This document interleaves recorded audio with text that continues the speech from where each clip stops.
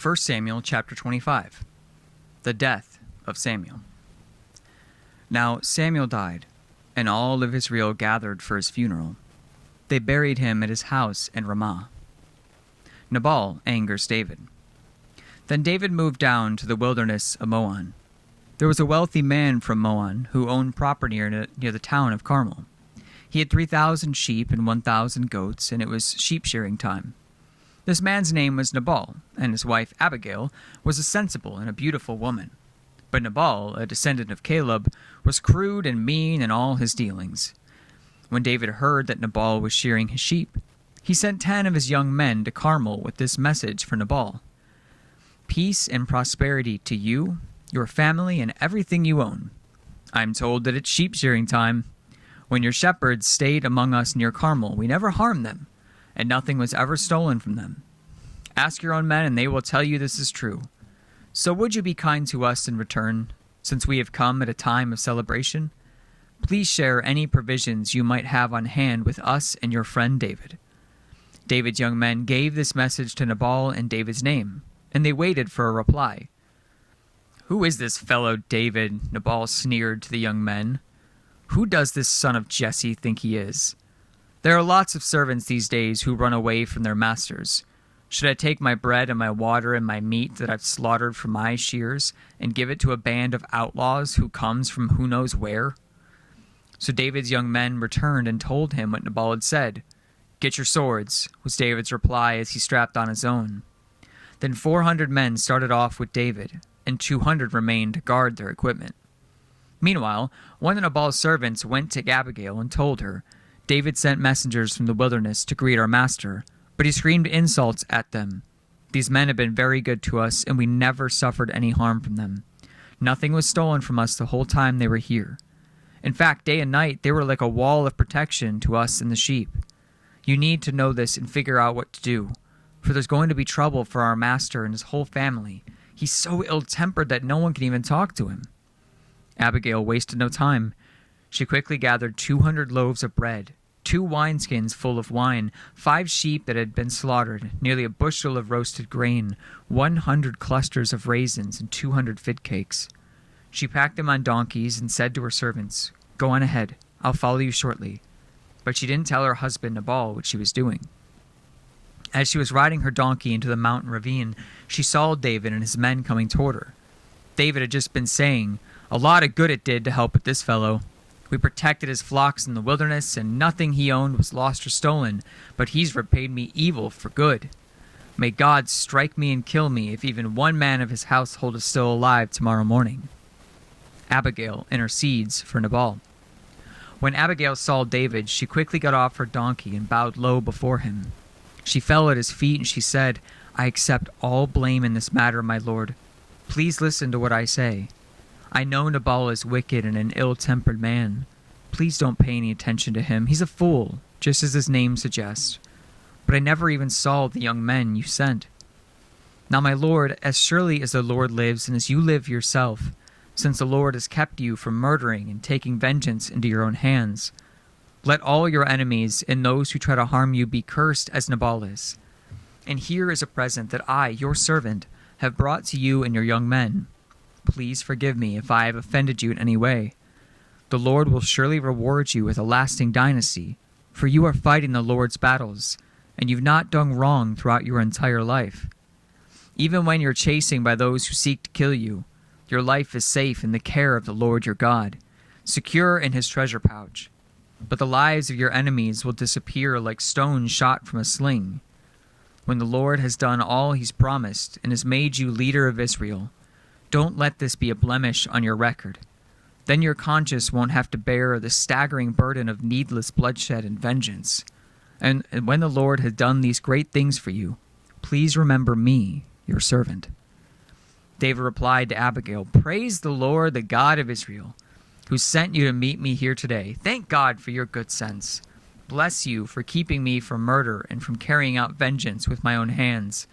For I swear by the Lord, the God of Israel, who's kept me from hurting you, that if you had not hurried out to meet me, not one of Nabal's men would still be alive tomorrow morning." Then David accepted her present, and he told her, "Return home in peace. I have heard what you've said, We will not kill your husband." When Abigail arrived home, she found that Nabal was throwing a big party and was celebrating like a king.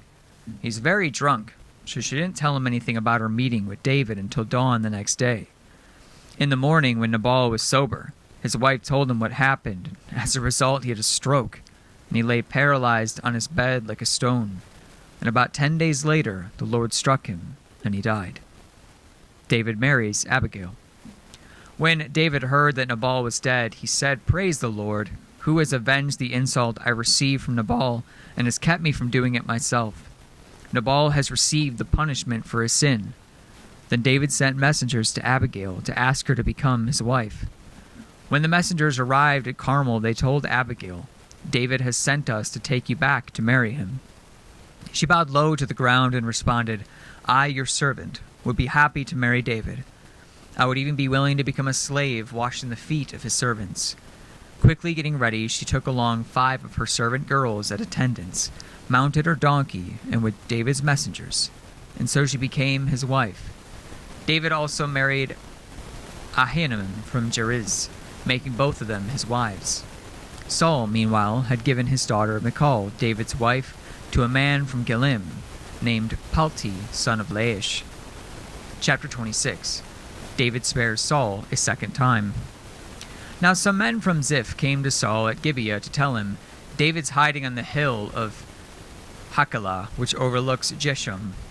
So Saul took 3,000 of Israel's elite troops and went to hunt him down in the wilderness of Ziph.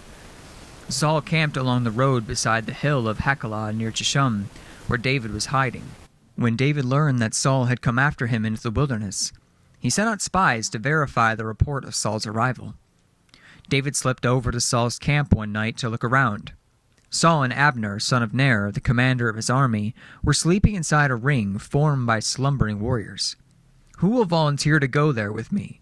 David asked Abimelech, the Hittite, and Abishai, son of Zerah, Joab's brother.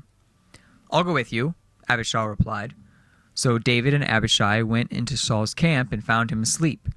And with his spear stuck in the ground beside his head, Abner and the soldiers were lying asleep around him. "God has surely handed your enemy over to you this time," Abishai whispered to David. "Let me pin him to the ground with one thrust of the spear. I won't even need to strike twice." "No," David said, "don't kill him. For who can remain innocent after attacking the Lord's anointed one? Surely the Lord will strike Saul down someday, or he'll die of old age or in battle. The Lord forbid that I should kill the one he has anointed. But take his spear and that jug of water beside his head, and let's get out of here." So David took the spear and jug of water that were near Saul's head. Then he and Abishai went down without anyone seeing them or even waking up, because the Lord had put Saul's men into a deep sleep. Now David climbed the hill opposite the camp until he was at a safe distance. Then he shouted down to the soldiers and to Abner, son of Ner, "Wake up, Abner." "Who is it?" Abner demanded. "Well, Abner, you're a great man, aren't you?" David taunted. "Where in all of Israel is there anyone as mighty? So why haven't you guarded your master the king when someone came to kill him? This isn't good at all. I swear by the Lord that you and your men deserve to die, because you failed to protect your master, the Lord's anointed. Look around. Where are the king's spear and the jug of water that were beside his head?" Saul recognized David's voice and called out, "Is that you, my son David?" And David replied, "Yes, my lord the king. Why are you chasing me? What have I done? What is my crime? But now let my lord the king listen to his servant.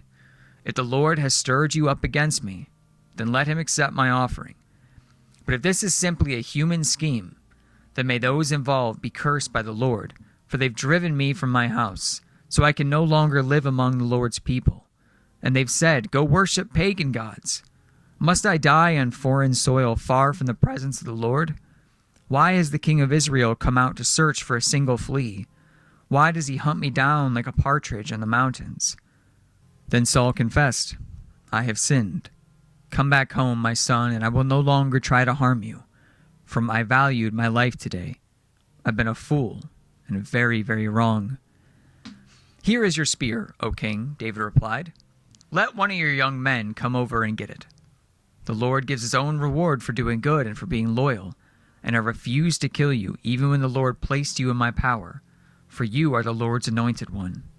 Now may the Lord value my life, even as I have valued yours today. May he rescue me from all my troubles." And Saul said to David, "Blessings on you, my son David. You will do many heroic deeds, and you will surely succeed." Then David went, and Saul returned home. Chapter 27. David among the Philistines. But David kept thinking to himself, "Someday Saul is going to get me. The best thing I can do is escape to the Philistines. Then Saul will stop hunting me in Israelite territory, and I will finally be safe." So David took his 600 men and went over and joined Asa, son of Maoch, the king of Gath. David and his men and their families settled there with Ashak at Gath. David brought his 2 wives along with him, Ahinoam from Jezreel and Abigail, Nabal's widow, from Carmel. Word soon reached that David had fled to Gath, so he stopped hunting for him. One day David said to Ash, "If it's all right with you, we would rather live in one of the country towns instead of here in the royal city." So Ash gave him the town of Ziklag, which still belongs to the kings of Judah to this day, and they lived there among the Philistines for 1 year and 4 months. David and his men spent their time raiding the Geshurites, the Gerzites, and the Amalekites, people who had lived near Shur, toward the land of Egypt since ancient times. David did not leave one person alive in the villages he attacked. He took the sheep, the goats, the cattle, donkeys, camels, clothing before returning home to sing King Ash. "Where did you make your raid today?" Ash would ask. And David would reply, "Against the south of Judah, the Jerahmeelites and the Canaanites." Not one was alive to come to Gath and tell him what really happened. This happened again and again while he was living among the Philistines. Ash believed David and thought to himself, "By now the people of Israel must hate him bitterly. Now he will have to stay here and serve me forever." Psalm 85. For the choir director, a psalm of the descendants of Korah. Lord, you poured out your blessings on your land. You restored the fortunes of Israel. You forgave the guilt of your people. Yes, you covered all their sins. You held back your fury. You kept back your blazing anger.